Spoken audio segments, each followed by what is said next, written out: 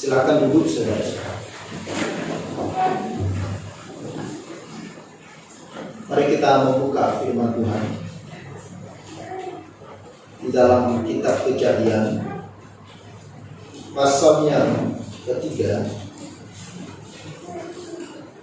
ayat 8 dan ayat yang ke-9. Yang bagian yang kedua yaitu kita baca di dalam Matius pasal 9 ayatnya yang ke-13. Kejadian pasal yang ketiga ayat yang ke-8 dan ayat yang ke-9, dan kemudian bagian yang kedua nanti di dalam Injil Matius pasal yang ke-9 ayat yang ke-13. Kita baca bersama-sama demikian firman Tuhan ayat ke-8 dan ayat yang ke-9. 1, 2, 3. Ketika mereka mendengar bunyi langkah Tuhan Allah yang berjalan-jalan dalam taman itu pada waktu hari sejuk, bersembunyilah manusia dan istrinya itu terhadap Tuhan Allah di antara pohon-pohonan dalam taman. Tetapi Tuhan Allah memanggil manusia itu dan berfirman kepadanya, "Di manakah engkau?" Ayat 10, ia menjawab, "Ketika aku mendengar bahwa engkau ada dalam taman itu, aku menjadi takut dan aku telanjang sebab aku itu bersembunyi." Amin. Lalu Matius pasal 9 ayat yang ke-13. Kita baca 1, 2, 3. Pergilah dan pelajarilah arti firman ini, yang bukan daki dia belas kasihan dan bukan persembahan, karena aku datang bukan untuk memanggil orang benar, melainkan orang yang berdosa. Amin. Saudara-saudara yang dikasihi oleh Tuhan, hari ini kita sudah masuk ke akhir yang kedua, dan pada hari ini secara khusus kita akan melihat satu tema, yaitu Allah mencari manusia. Kata mencari dalam Kamus Besar Bahasa Indonesia, saudara-saudara, artinya adalah berusaha mendapatkan, menemukan atau memperoleh. Itu artinya kata mencari.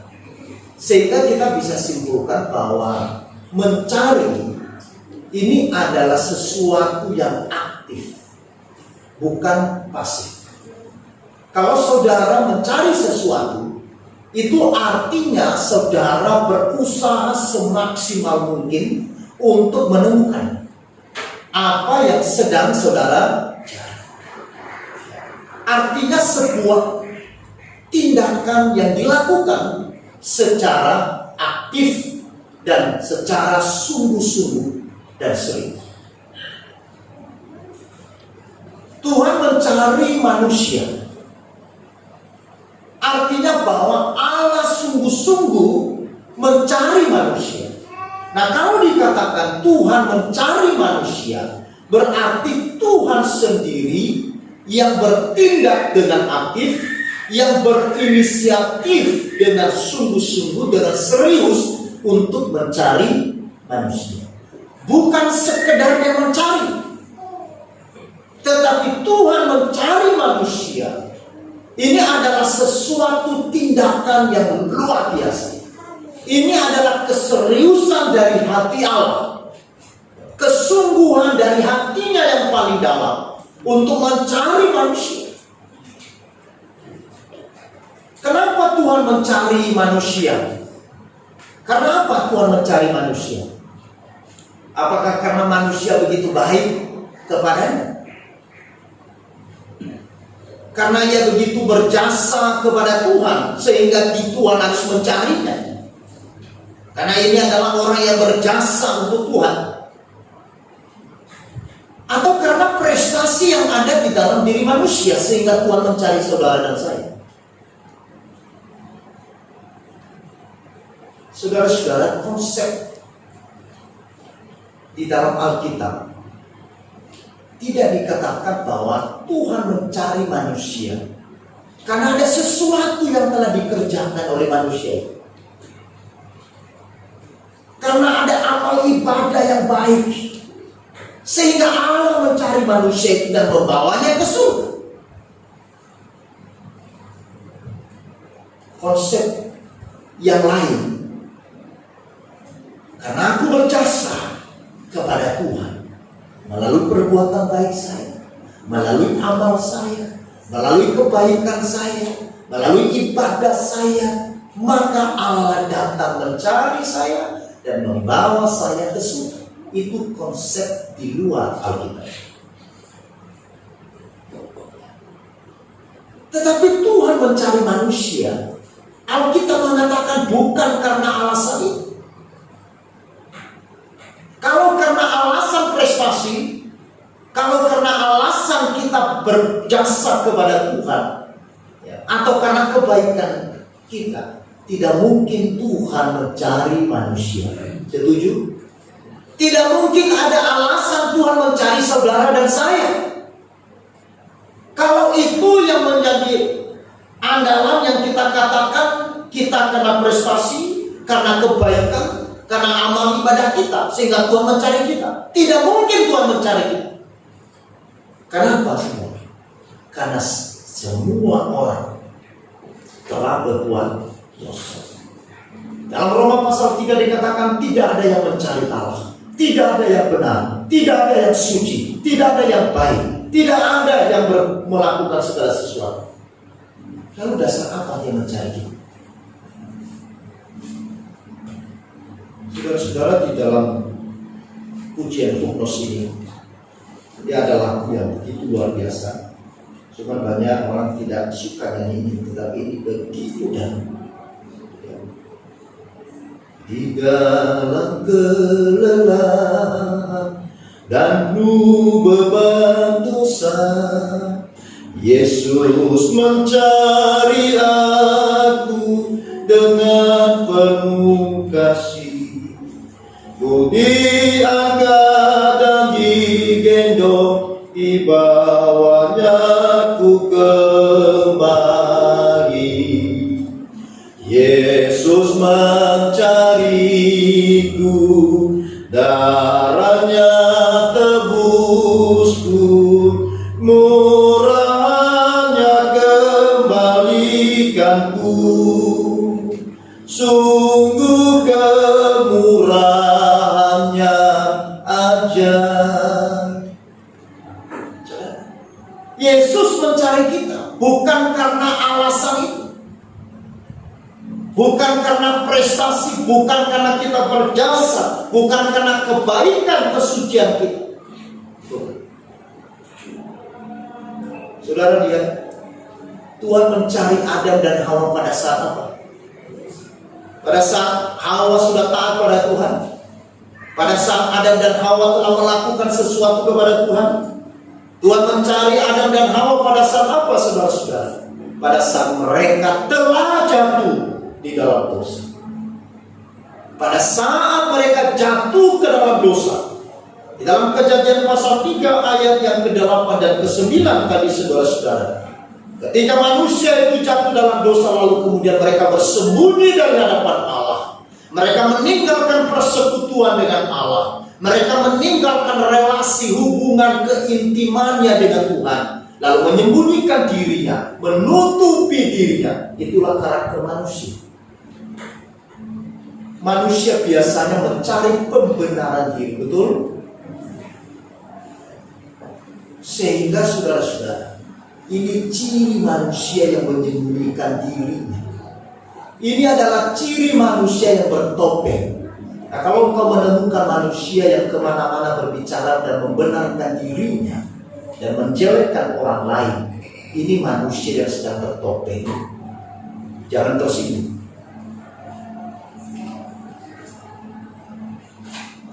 Saudara-saudara, itulah natur manusia. Model manusia semacam ini bukan ada pada zaman ini. Sudah ada sejak dari mana?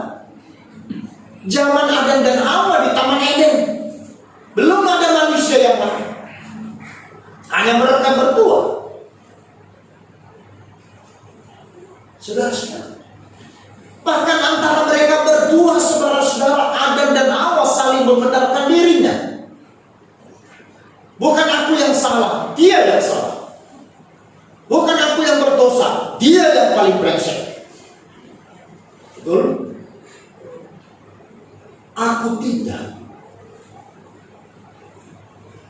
Saudara-saudara, dia. Makanya pada zaman Tuhan Yesus, kasus seperti ini juga diulang dalam sebuah perumpamaan Yesus. Ada dua orang datang kepada Tuhan dan berdoa. Yang pertama adalah seorang Farisi. Dan dia berdoa, Tuhan, aku ini Farisi. Aku ini adalah orang yang melayani Tuhan kemana-mana. Aku sudah menyerahkan hidupku kepada Tuhan. Aku sudah memberikan perpuluhanku kepada Tuhan.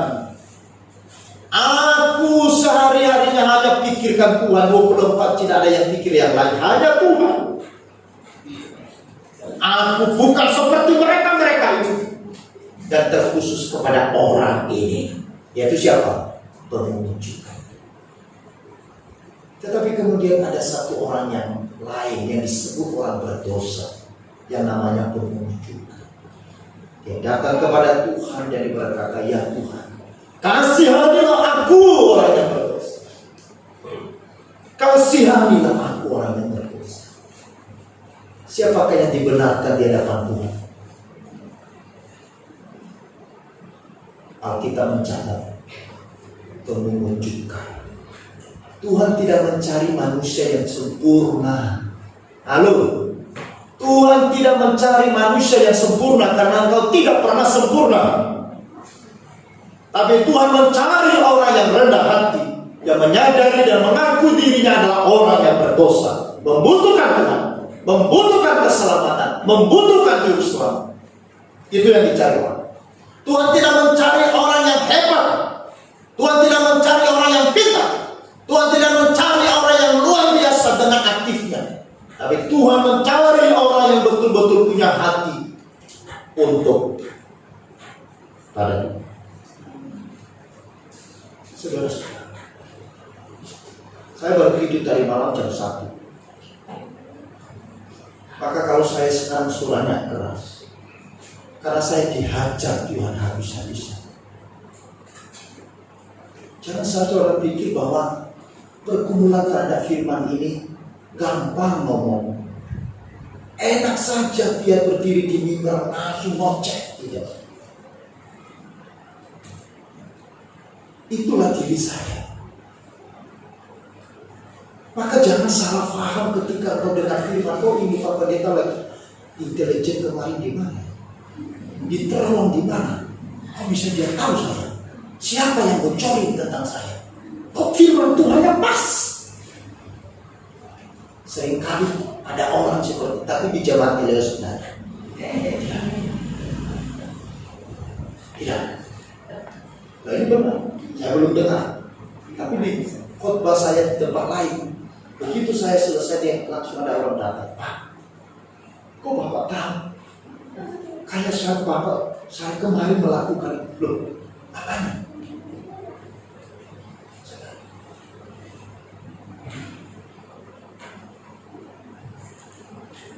Inilah berita kasih Allah bagi manusia berdosa. Allah mencari manusia pada saat manusia telah jatuh ke dalam dosa. Pada saat manusia bersembunyi dan meninggalkan persekutuan dengan Allah, pada saat dia tidak bisa kembali lagi kepada Tuhan, lalu datang Tuhan menemui Adam dan Hawa. Adam, di manakah? Adam, di manakah engkau? Inilah berita Natal. Berita Natal itu apa? Allah mencari manusia. Amin. Berita Natal itu apa? Allah datang mencari manusia yang berdosa, bukan mencari manusia yang benar, bukan mencari manusia yang membenarkan dirinya, bukan. Tapi Allah mencari manusia yang jatuh dalam dosa, yang tidak bisa kembali kepada Allah. Tuhan tahu Adam tidak mungkin kembali kepadanya. Inilah berita. Makanya berita Natal itu adalah berita yang sudah digaungkan di Taman Eden. Bukan pada saat Yesus lahir. Di Taman Eden, berita Natal itu sudah diproklamasikan walaupun tidak secara spesifik. Jadi begitu Adam dan Hawa jatuh ke dalam dosa, Allah datang mencari, bukan Adam yang datang mencari. Jadi berita Natal dimulai dari Taman Eden, yaitu Tuhan mencari manusia, bukan manusia mencari Tuhan. Amin. Kita katakan Tuhan mencari manusia, bukan manusia mencari Tuhan. Sama-sama.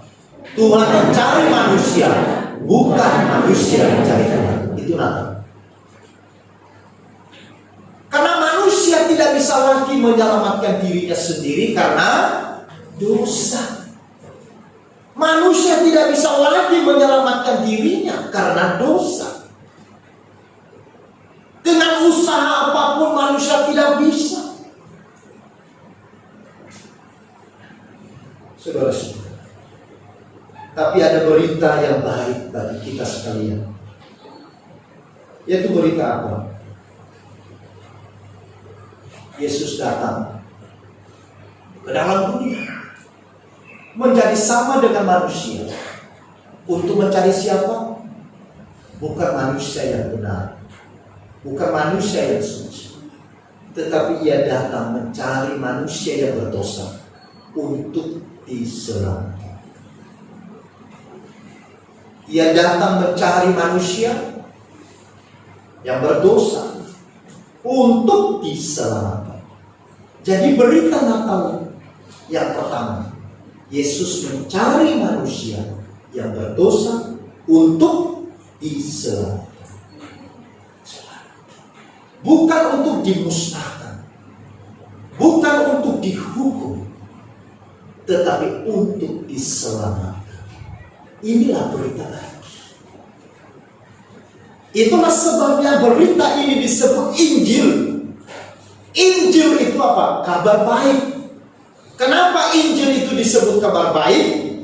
Karena Allah mencariku, bukan untuk memusnahkan, bukan untuk membunuh saya, tetapi untuk menyelamatkan saya. Itulah yang kita saksikan saudara-saudara di dalam Matius pasal 3, pasal 9 tadi, ayat yang ke-13. Jadi pergilah dan pelajari arti firman ini. Yang ku kehendaki ialah belas kasihan dan bukan persembahan. Karena aku datang bukan untuk memanggil orang benar, melainkan orang yang berdosa. Nah, saudara, Yesus datang mencari pemungut cukai, yaitu Matius. Ini adalah bukti bahwa ia datang mencari manusia yang berhilang dan tersesat, yang tidak bisa kembali kepada Tuhan untuk diselamatkan. Peristiwa itu bagi Matius adalah sebuah peristiwa yang luar biasa. Saat Matius sedang sibuk dengan urusannya untuk memungut cukai. Dan pada zaman itu, orang yang bekerja sebagai pemungut cukai bagi orang Yahudi dianggap orang yang paling berdosa.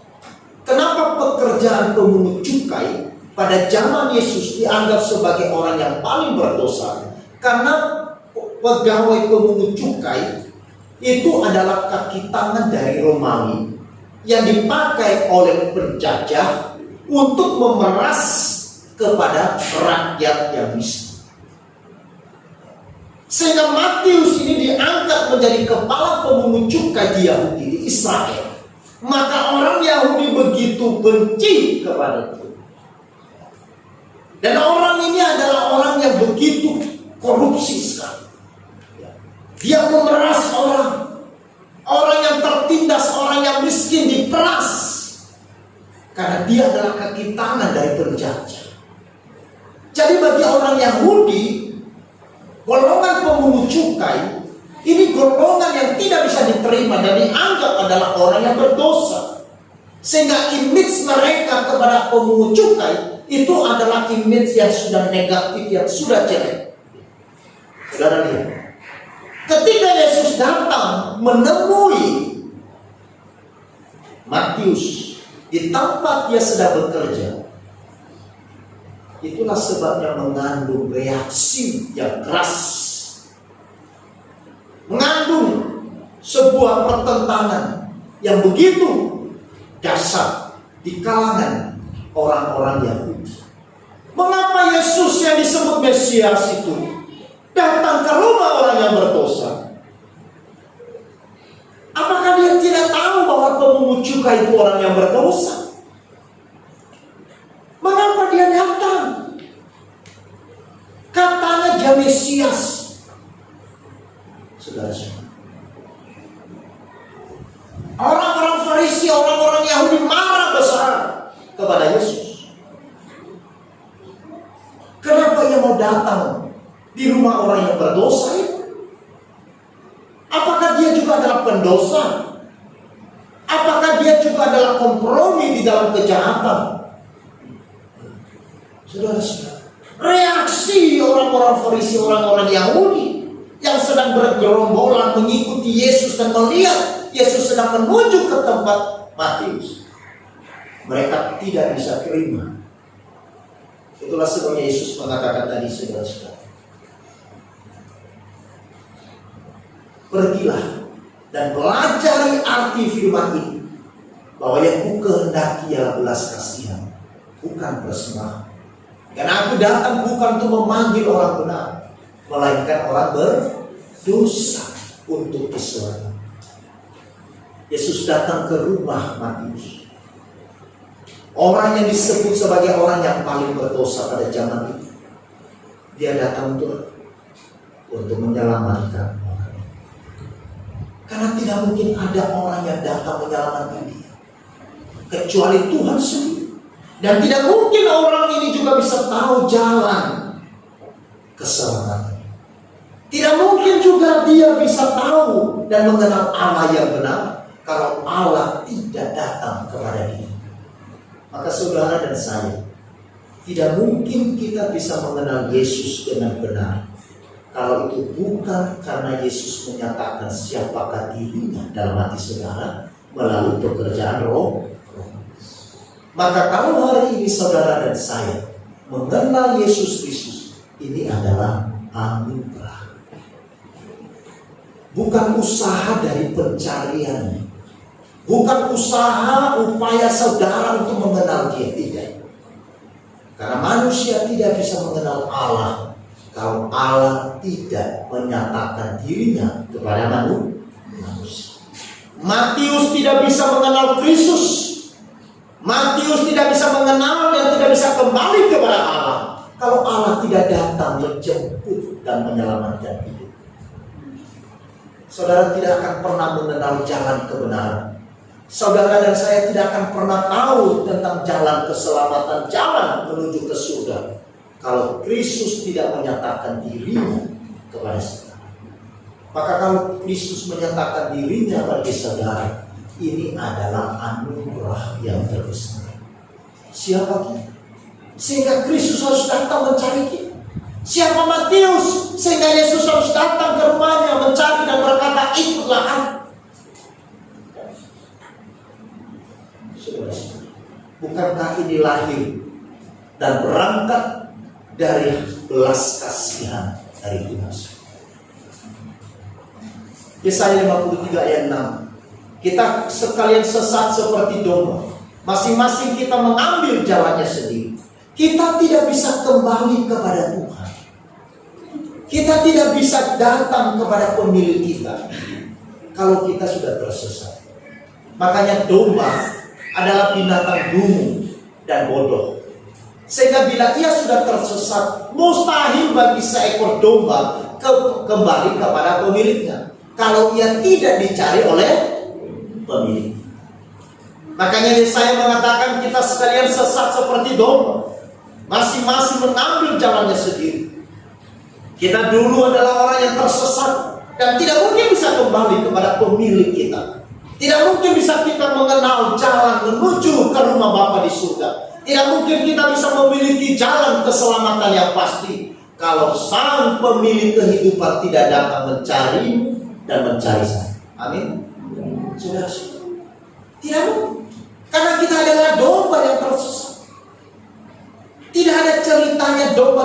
kembali ke rumah tuannya kalau dia sudah tersesat? Tidak mungkin bisa kembali, karena dia adalah domba yang bodoh dan berbeda dengan sapi, berbeda dengan anjing, berbeda dengan binatang yang lain atau kucing. Domba kalau tersesat, mustahil baginya untuk kembali kepada pemilik.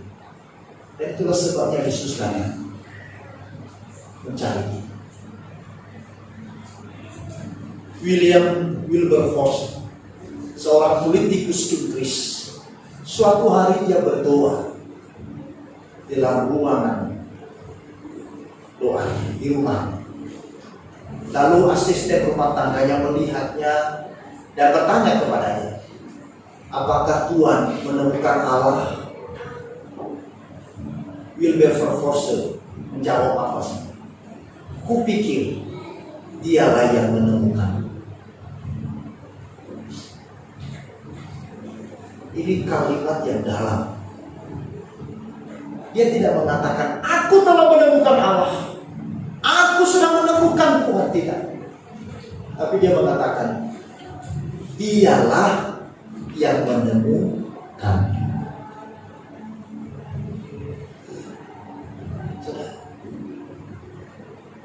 Apakah karena saudara telah menemukan Allah atau Tuhan yang menemukan saudara? Itu dua hal yang berbeda. Mirip-mirip, tetapi jauh berbeda. Orang yang berkata aku telah menemukan Tuhan berarti apa? Ini usaha, upaya dari diri kita. Tetapi seorang yang berkata dialah yang telah menemukan, itu artinya orang yang menyadari bahwa Tuhanlah yang memanggil, memilih, dan menyelamatkan, bukan. Banyak orang mencari jalannya sendiri ke surga dengan kekuatannya sendiri dan dengan caranya sendiri. Tetapi Alkitab berkata Tuhan yang datang mencari dan mengembalikan manusia ke jalan yang benar, serta membawanya kembali kepada Allah yang benar. Amin. Di dalam dunia ini ada begitu banyak manusia yang punya konsep, yang punya cara, punya jalan untuk kembali ke surga. Mungkin dengan jalan ini, mungkin dengan cara ini, mungkin dengan ini saya bisa ke surga. Tetapi Alkitab dia tidak bicara begini. Alkitab berkata Tuhan yang datang mencari dan mengembalikan manusia ke jalan yang benar, serta membawa manusia itu kembali kepada Allah yang benar.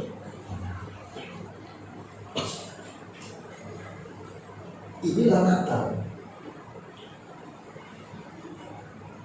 Natal itu adalah satu peristiwa di mana kita mengenang bahwa kita dulu orang asing, kita dulu orang tersesat, kita dulu adalah orang yang berdosa, kita dulu adalah musuh, setrunya Allah, dan yang memusuhinya dalam hati kita. Tetapi Yesus datang mencari musuh-musuh. Dia datang mencari Paulus pada saat, bukan pada saat Paulus sudah melayani dengan luar biasa, bukan pada saat Paulus sudah pergi memberitakan Injil kemana-mana, tidak. Pada saat Paulus sedang jatuh dalam dosa, dalam perjalanan menuju ke Damsyik, di mana hatinya yang lagi benci dan marah kepada pengikut Yesus, dia mau menghancurkan orang-orang yang percaya kepada Tuhan, karena dia sangat anti dengan Kristus, dia anti dengan Yesus. Tetapi di tengah perjalanan Yesus bertemu dengan Saulus. Yesus berkata, Saulus, Saulus, Saulus, mengapa engkau menganiaya aku? Kalimat yang sama terjadi dan terulang seperti di Taman Eden. Ini Natal. Adam, Adam, di mana engkau? Saulus, Saulus, mengapa kau menganiaya? Saulus terjatuh dari kudanya dan cahaya kemuliaan Allah yang brightness itu. Kemarin saya mengajarkan Bible studi di remaja tentang brightness. Kemuliaan Allah membuat matanya tidak bisa melihat. Dan banyak penafsir mengatakan salah satu penyakit yang ada di dalam tubuh Saulus itu adalah matanya. Karena peristiwa itu membuat dia tidak bisa melihat. Karena setelah itu saudara 3 hari Saulus buta, betul ya? Menjadi buta. Lalu kemudian baru Tuhan mengutus orang yang namanya Ananias untuk menyembuhkan mata. Saudara, Tuhan datang. Yesus datang untuk mencari dan menemukan kita. Karena kita tidak akan pernah menemukan Dia dengan upaya kita sendiri. Amin. Inilah pernyataan yang jelas dari kasih Sang Pencipta bagi umat ciptaannya yang terhilang. Yaitu bahwa Dia terus mencari dan rindu menjadikan kita apa? Milik kepunyaan. Jadi yang kedua, berita Natal adalah Ia mencari manusia untuk dijadikan sebagai milik kepunyaan. Yesus bernatal di tengah-tengah dunia untuk mencari orang-orang yang adalah milik kepunyaan.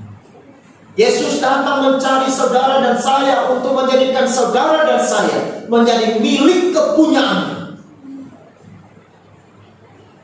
Itulah sebabnya saudara dan saya kita berkata engkau berharga di mata Tuhan. Kenapa? Karena kita adalah milik kepunyaannya. Milik yang paling berharga bagi Tuhan. Makanya dalam kitab Mazmur dikatakan engkau adalah biji matanya Tuhan, pusat perhatiannya Tuhan. Kenapa? Karena saudara dan saya percaya kepada Yesus adalah milik kepunyaannya. Milik kepunyaannya tidak mungkin dibuang, tidak mungkin ditinggalkan, tidak mungkin tidak dipelihara, tidak mungkin tidak dijaga. Karena miliknya itu adalah miliknya yang paling berharga. Itu sebabnya peristiwa Natal adalah peristiwa di mana kita bersyukur kepada Tuhan. Bukan hanya memikirkan nanti kita potong apa, nanti masak apa, nanti pakai baju apa, nanti pakai kacamata apa, nanti pakai sepatu apa, nanti rotinya apa. Saudara-saudara,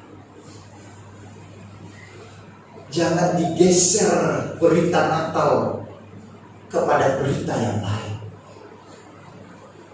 Di kampung saya dengar sekarang sudah ramai-ramai memikirkan nanti bagaimana pestanya. Lalu ada sudah disusun jadwal, tanggal sekian di sini, tanggal sekian di sana, tanggal sekian di sana. Saudara-saudara, saya tidak mengatakan salah. Saya tidak mengatakan saudara tidak boleh melakukan itu. Tetapi jangan engkau menggeser berita dan makna Natal, esensi dari Natal, kepada bagian.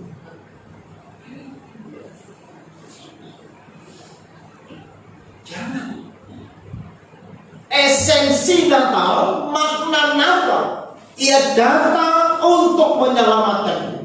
Dan yang kedua, Ia datang untuk menjadikanku menjadi milik kepunyaannya.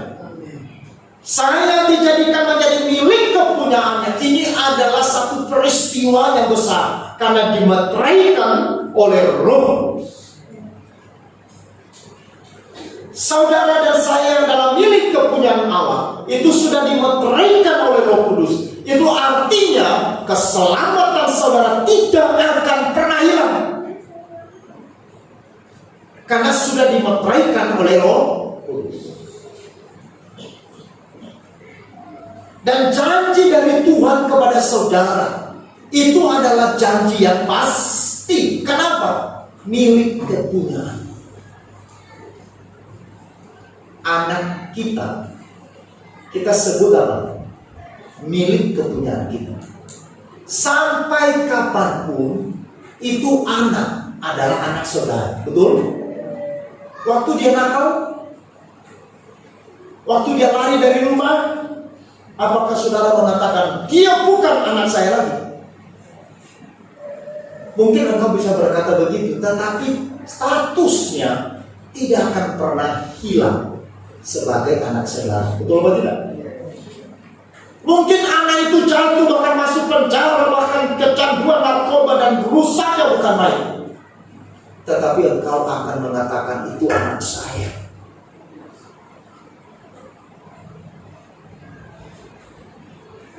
Seorang pendeta, saudara-saudara, pendeta bukan malaikat. Anaknya satu-satunya. Bukan berarti dia tidak mendidik, tidak mengajar anak. Lalu anak ini jadi, anak ini dia tinggalkan rumah. Bahkan anak ini terjerumus dalam kehidupan narkoba, free sex, dan kehidupannya rusak. Dia hidup di dalam jalanan.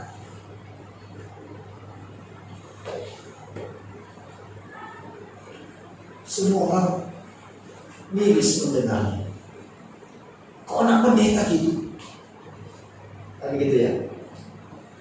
Kok bisa anak pendeta gitu? Bisa. Yang pendeta kan bapaknya, bukan dia.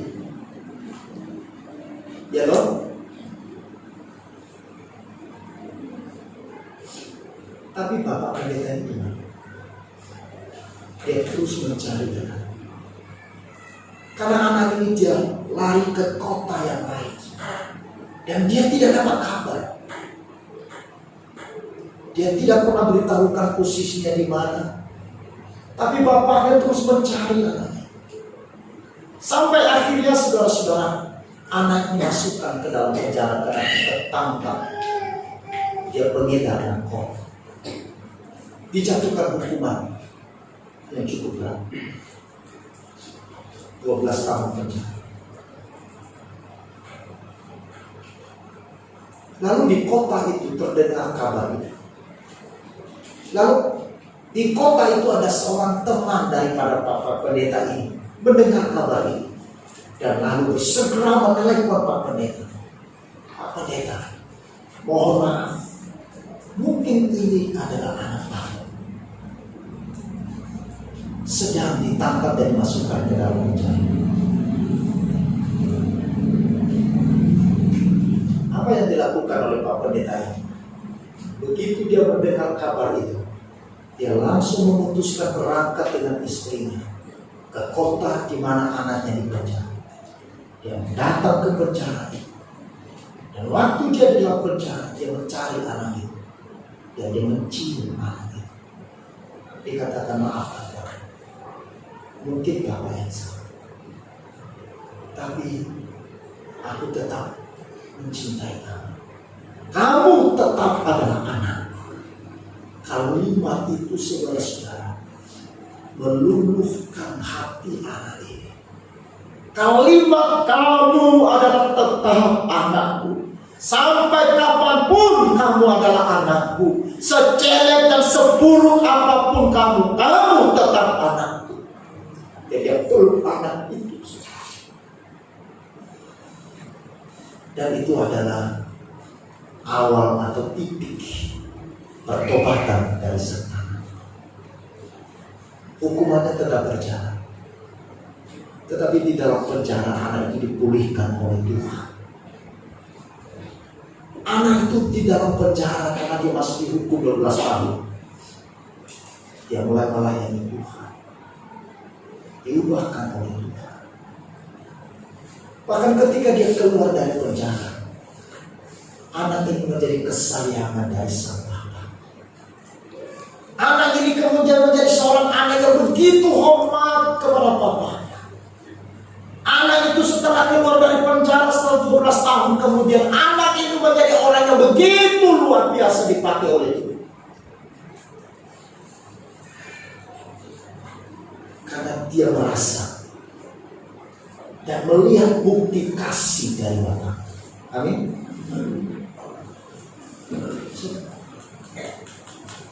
Dia telah melihat bukti cinta kasih Bapa.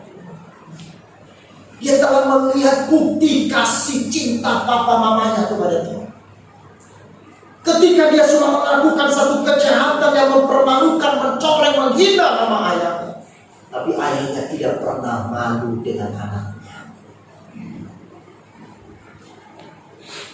Berita Natal adalah berita yang kemudian diproklamasikan oleh Tuhan Yesus di atas kayu salib, bahwa saudara dan saya adalah milik kepunyaan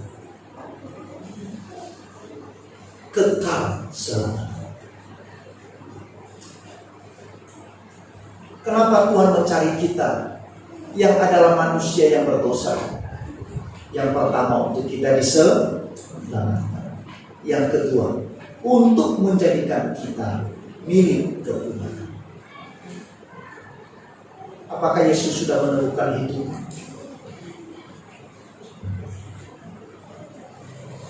Yang jawab saudara. Dan kalau sudah, apakah dia menjadi yang utama dalam hidup sekarang?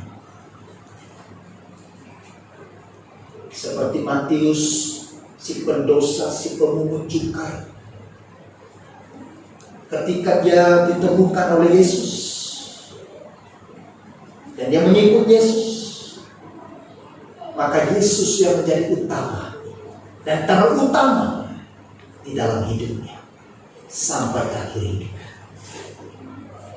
Ketika Paulus ditemukan oleh Yesus, maka Yesus di dalam hidup Paulus menjadi sesuatu yang paling indah.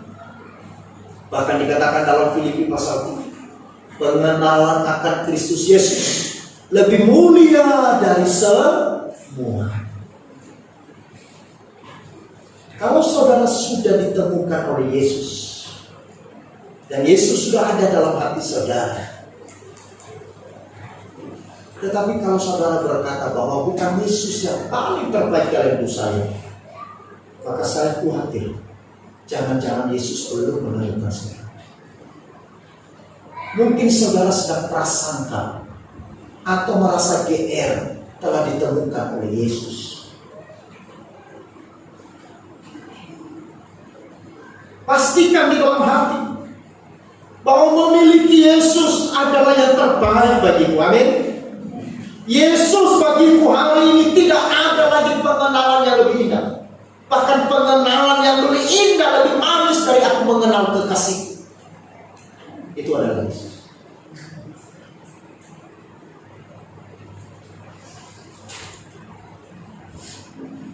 Jika Tuhan menjadi yang terutama dalam hidup, hati dan pikiran hanya penuh dengan kasih, dan yang kau rindukan hanyalah bagaimana cara hidup ini selalu menyenangkan hati Tuhan. Telah kulihat bukti kasih-Mu. Referen kita nyanyi.